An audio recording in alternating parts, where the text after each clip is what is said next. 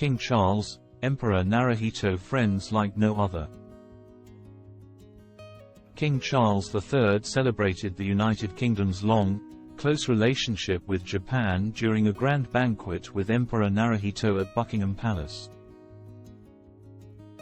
On his state visit to Britain, Emperor Naruhito of Japan told King Charles III that bilateral relations between the two nations have never been more robust. Both sides hailed the benefits of a close friendship based on mutual understanding. Especially during an era of uncertainty and unprecedented global challenges.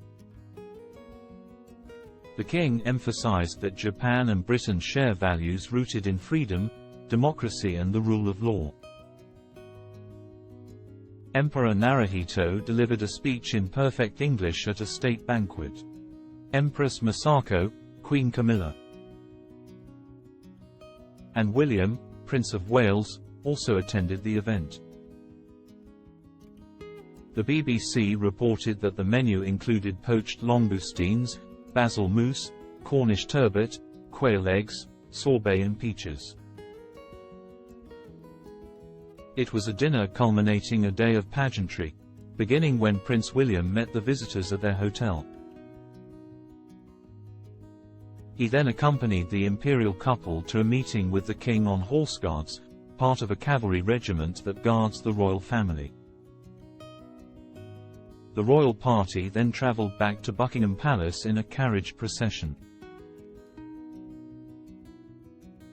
During the ride, Empress Masako wore a white face mask. According to the BBC, this was because she suffers from an allergy to horsehair. In the afternoon, following a private lunch at Buckingham Palace, the Emperor and Empress viewed a special exhibition in the picture gallery which included items from the royal collection relating to Japan. Health concerns. During his speech at the banquet, Emperor Naruhito noted many ways in which Britain and Japan have collaborated. Those included medical research into the treatment of cancer. He proposed a toast to the health of King Charles.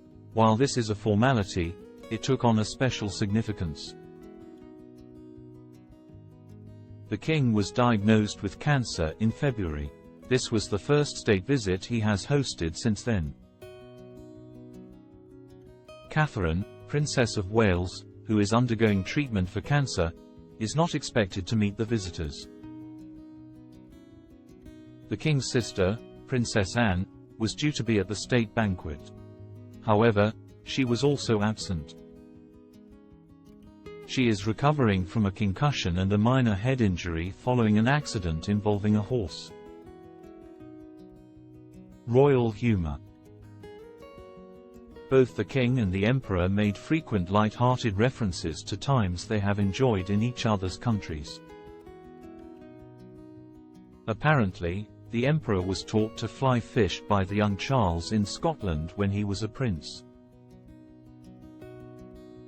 I am only sorry to report that I haven't had any better luck with more recent attempts at fishing, said the king. Then he referred to his grandchildren, Prince George, Princess Charlotte and Prince Louis. He also joked about the Japanese card collecting craze Pokémon. The Pokémon phrase "gotta catch 'em all" may resonate with my grandchildren. But for me, it is, perhaps, aspirational, he joked. Serious messages. As the state visit is taking place during an election campaign, it does not include a meeting with the Prime Minister at Downing Street. However, senior political leaders from the major parties were invited to attend the banquet at Buckingham Palace. The speech by King Charles was not political, but it did touch on serious issues. There was a pointed reference to defense. I know that our countries are collaborating ever more closely to provide for our shared security. Our armed forces are exercising and sharing experiences together at a great level.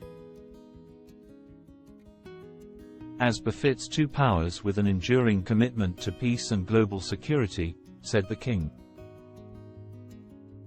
The emperor praised the king for his passion and sense of urgency in alerting the world to the dangers posed by climate change and the loss of biodiversity. In the afternoon before the banquet, the emperor laid a wreath at the tomb of the unknown warrior in Westminster Abbey. The tomb commemorates the sacrifice of soldiers who have been killed in war. This is a visit which unites two royal households and celebrates their shared experience and friendship. Concluded the BBC's royal correspondent Daniela Ralph. The emperor's agenda over the next few days includes visits to a scientific research institute. He will also meet with young musicians and performers.